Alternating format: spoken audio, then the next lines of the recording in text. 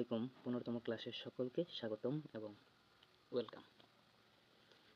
যাই হোক, যদি কোনো প্রশ্নের মধ্যে যত তত কথাটি উল্লেখ থাকে, ইতিপূর্বে বলছি যত ছোট তত বড়, আর এখানে যত এবং তত এই কথাটি উল্লেখ থাকলে সেই ক্ষেত্রে ছাত্র অথবা লোক হতে পারে বা অন্যান্য কিছু হতে পারে। সেক্ষেত্রে আমরা কীভাবে নির্ণয় করব? মূলত ছাত্র এবং লোক এই দুটো বিষয়ই বেশি নির্ণয় করতে হয়। তাহলে আমরা একটা সূত্র প্রয়োগ করব। সেক্ষেত্রে হচ্ছে এখানে আমরা যেহেতু ছাত্র এবং লোক এই দুটো বের করবো, সেই জন্য শুরুতে আমরা টাইটেল দিয়ে দিচ্ছি। এবং কি বের করব? এখানে আমরা ওইখানে চাঁদা থাকলে চাঁদা বের করতাম, বা অন্যান্য কিছু থাকলে সেটা বের করতাম। যেহেতু আমাদের লোক থাকলে সেটা বের করতাম। এখন সেক্ষেত্রে আমাদের এক্ষেত্রে সংখ্যাটা দিতে হবে। যদি চাঁদার পরিমাণ হয় তাহলে চাঁদা, আর যদি টাকা পয়সা হয় তাহলে সেটা দিয়ে আমরা রুট করে দেব। তাহলে আমাদের কিন্তু হয়ে গেল। এখন যে বিষয়টা দেখব যে একটি শ্রেণীতে যতজন ছাত্র আছে প্রত্যেকেই তত টাকা করে চাঁদা দিল এবং 100 টাকা হলো। ওই শ্রেণীতে কতজন ছাত্র আছে বা ছাত্র সংখ্যা কত? তাহলে সেক্ষেত্রে আমরা সেম একটা নিয়মটাই ব্যবহার করলে আমাদের হয়ে যাবে। সেটা কি? আমাদের দিতে হবে, যেহেতু ছাত্র সংখ্যা বের করব, তাহলে ছাত্র সংখ্যা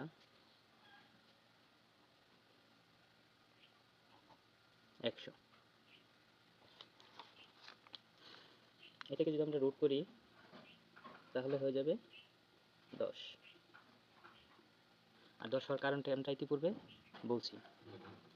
এই এমন সংখ্যা দ্বারা ভাগ করতে হবে যেটাতে ভাগও যায় এবং গুণও যায়। ঠিক আছে?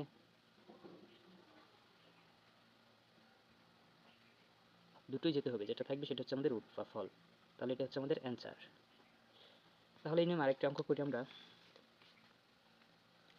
যত দাতা প্রত্যেকে তত পয়সা করে চাঁদা দিলে 4 টাকা চাঁদা হয়।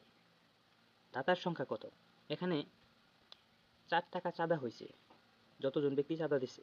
তাহলে এখানে কতজন ওই চাঁদাটা দিল, কতজন লোকে দিল? তাহলে সেক্ষেত্রে আমরা কি বের করবো? দাতার সংখ্যা।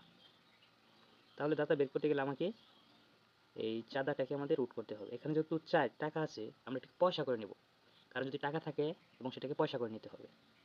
100 পয়সায় 1 টাকা।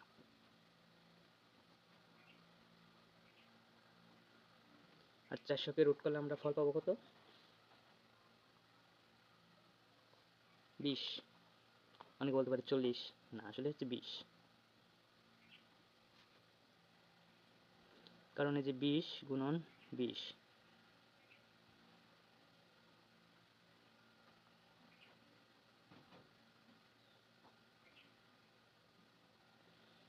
ওকে।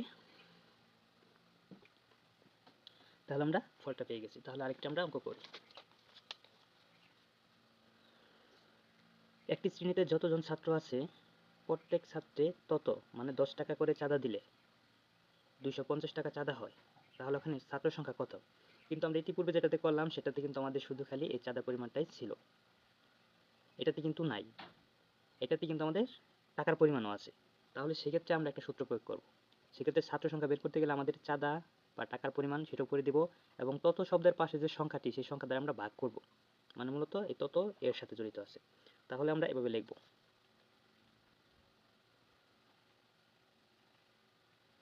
আর এটাকে আমরা যদি ভাগ করি তাহলে কত হয়ে যাবে?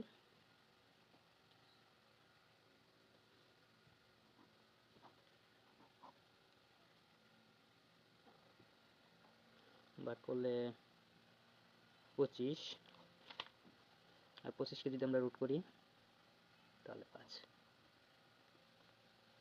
তাহলে এই নিয়ে আরেকটা অঙ্ক করা যাক।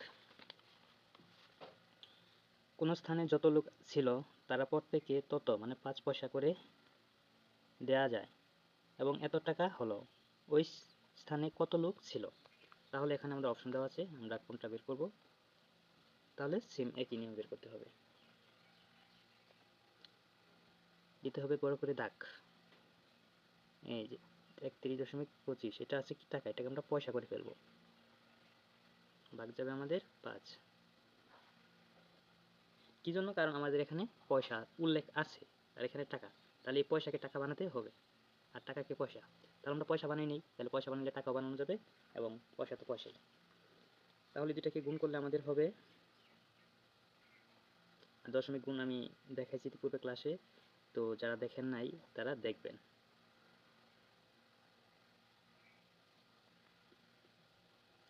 এটাই হচ্ছে আমাদের অ্যান্সার।